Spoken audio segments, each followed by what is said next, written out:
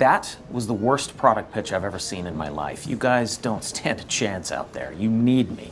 Welcome to Watch Mojo, and today we're counting down our picks for the top 10 best movies of 2023 so far. Yeah, I could not do what you do. I know you can't do what I do. You can hardly do what the hell you're supposed to do. For this list, we're looking at feature films released in North America prior to June 30th, 2023. We're leaving off shorts and documentaries, as well as features that haven't been seen outside of film festivals. What's your favorite movie of 2023 thus far? Let us know in the comments. Hey Mojoholics! For a chance to win cash prizes, play our live daily trivia challenges every day at 3 p.m. and 8 p.m. Eastern only at WatchMojo.com/play. Number 10. The Super Mario Bros. Movie. What happens when you faithfully adapt an iconic video game with state-of-the-art animation and crowd-pleasing Easter eggs? You make over $1 billion. See, Hollywood, was that so hard? Superhero movies had a rocky start before Hollywood cracked the code. Wow, you were great. I was great. Are you kidding me? You were great! With the Super Mario Bros. Movie, Hollywood may be looking at the beginning of the next trend, with Nintendo at the forefront. The visuals capture the spirit of the games, but Illumination brings a cinematic touch that elevates the material above a feature-length cutscene. Watch and learn.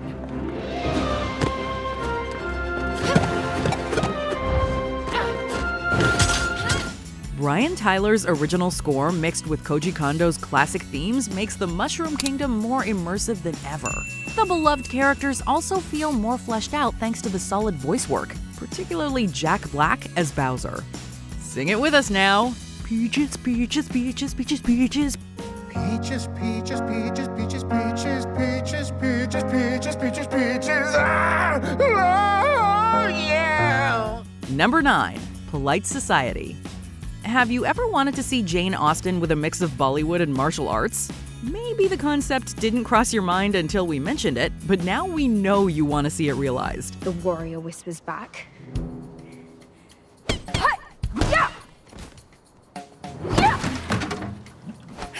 I am the Fury. Thankfully, it exists in a funny, surreal, and kinetic package called Polite Society. In her feature directorial debut, Nita Manzoor establishes herself as one of the industry's most unique emerging voices, while Priya Kansara delivers a star-making turn. That is a load of balls. Priya, you're being dramatic. I'm being dramatic. I'm being dramatic. Yeah. For a film that opens on an inventive note, Polite Society keeps topping itself with ingenious set pieces and twists. For all the genres that it blends, the film leaves the audience with the sentiment that they've just experienced something not quite like anything else. This movie is The Fury. He thinks you're kind.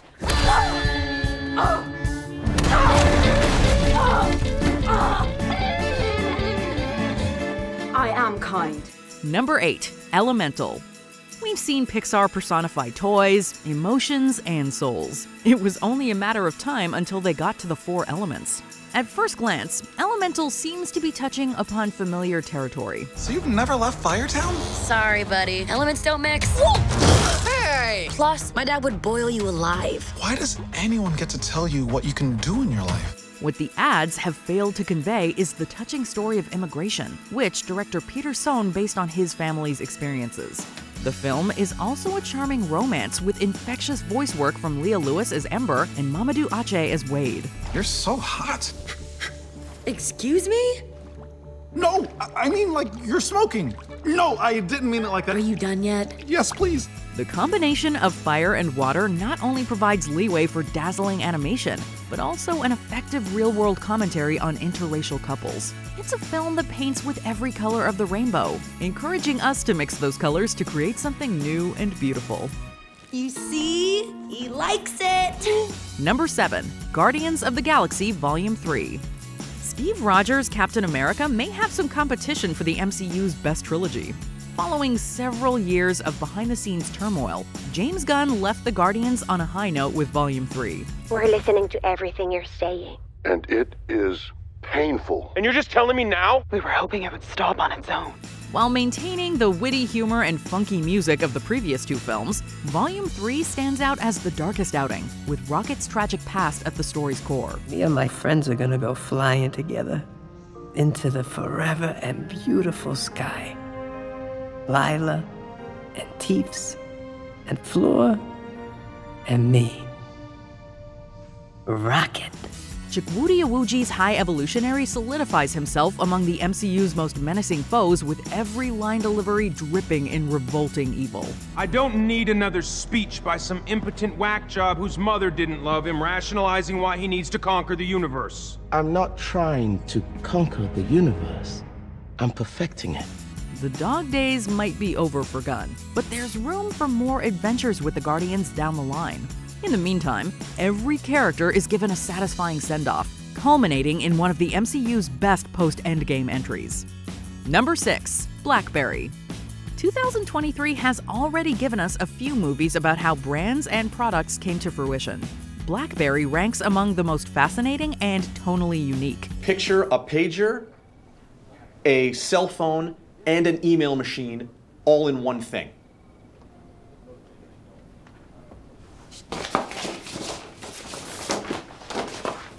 We call it Pocket Link. To an extent, the film seems to be parodying the rise and fall of tech giant movies we've been getting as of late. The aesthetic possesses the essence of a mockumentary, with the cast sporting wigs and makeup we think were intended to be funny. Jim? No. Never take the drinks. Thirst is a display of weakness. No, I may have forgotten the phone. Please tell me you're joking. No, I'm completely serious.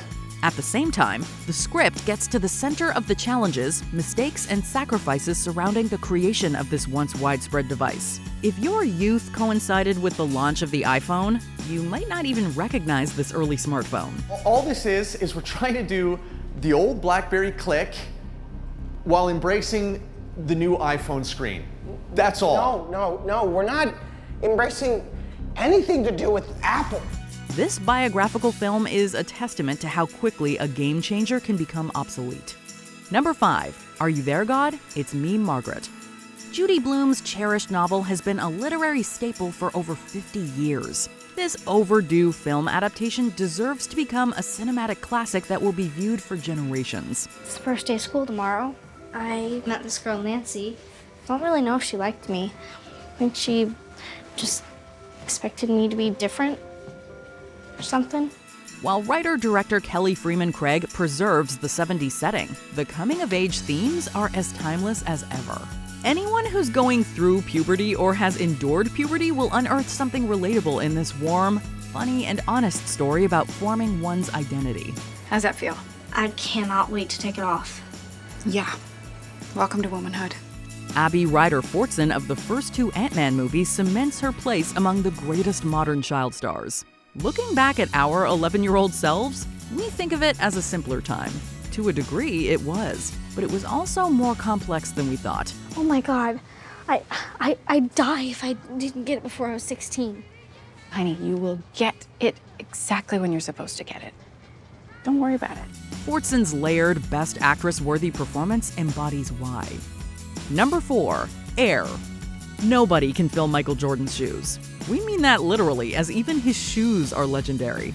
The stars aligned in the mid-'80s when Nike was trailing in shoe sales and Jordan was an up-and-coming NBA star. You even know where Gonzaga is? I didn't say it's ideal, okay? It's a name, which is better than what you've Rob. given me, okay? Yeah. Rob. What? What about Jordan? Both took a chance on one another, although Nike needed Jordan far more. Air plays like an intense basketball game, with Matt Damon's Sonny Vaccaro attempting to win the Jordan family's trust. Mr. Vaccaro, now you do understand that Michael's intention is to sign with Adidas with Converse as a second option. I do. And with respect, I think that's a mistake. Ben Affleck is reliable in front of and behind the camera, but the MVP is screenwriter Alex Convery.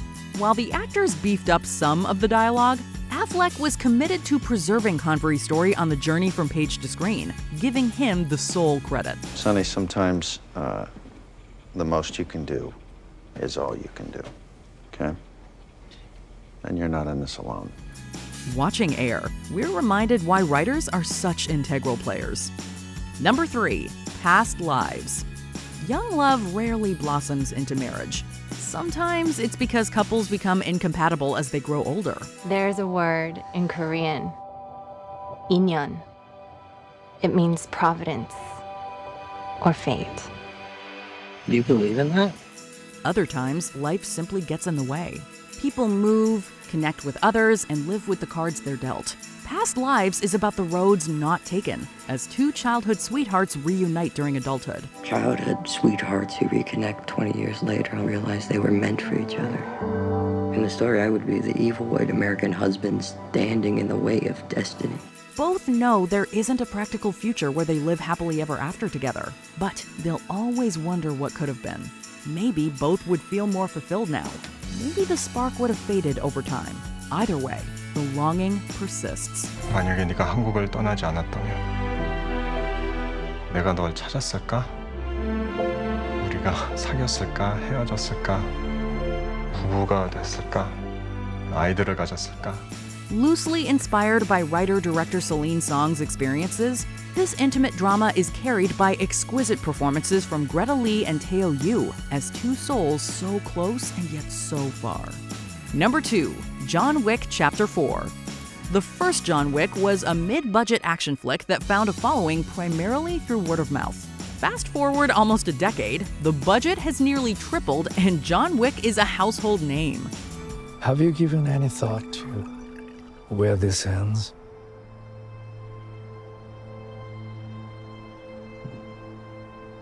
The table will never stop. A lot of franchises lose what made them special as they grow in popularity. John Wick, however, has mastered the balancing act of upping the stakes without jumping the shark. Chapter 4 is the most ambitious outing yet. Come on, John. Let's get this shit over with. Yeah, that sounds like a good idea.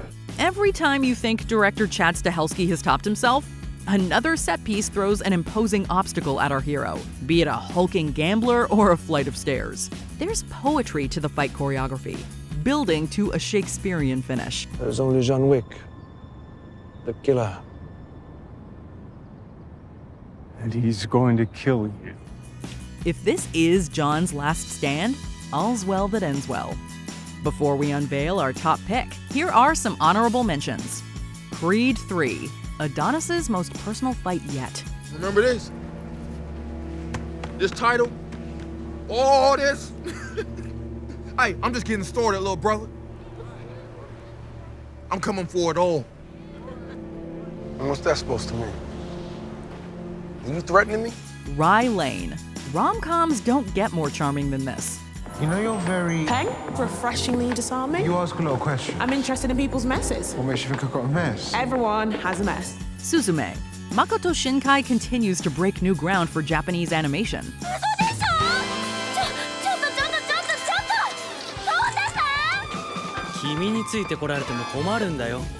Evil Dead Rise. You'll scream, you'll laugh, you'll cringe the next time you see a cheese grater.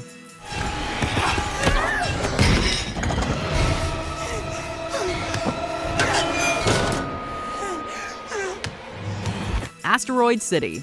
Science fiction, the theater, and Wes Anderson. It's a natural fit. Each year we celebrate Asteroid Day, commemorating September 23rd, 3007 BC, when the arid plains meteorite made Earth impact. Before we continue, be sure to subscribe to our channel and ring the bell to get notified about our latest videos. You have the option to be notified for occasional videos or all of them. If you're on your phone, make sure you go into your settings and switch on notifications. Number 1. Spider-Man Across the Spider-Verse. Guillermo del Toro recently said that, quote, animation is ready to be taken to the next step. Across the Spider-Verse takes the medium several steps forward. My name's Miles Morales. I'm Brooklyn's one and only Spider-Man. And things are going great. Every movie is technically a work of art, but few pieces of cinema better define this term than Across the Spider-Verse. Whereas Into the Spider-Verse was a living comic book, this follow-up is like an entire museum of modern art brought to life.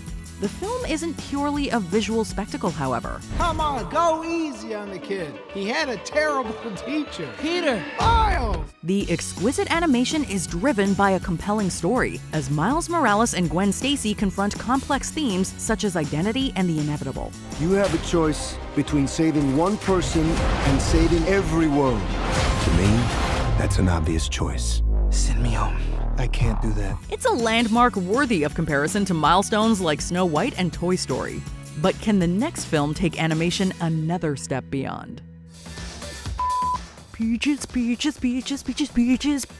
Peaches, peaches, peaches, peaches, peaches, ah,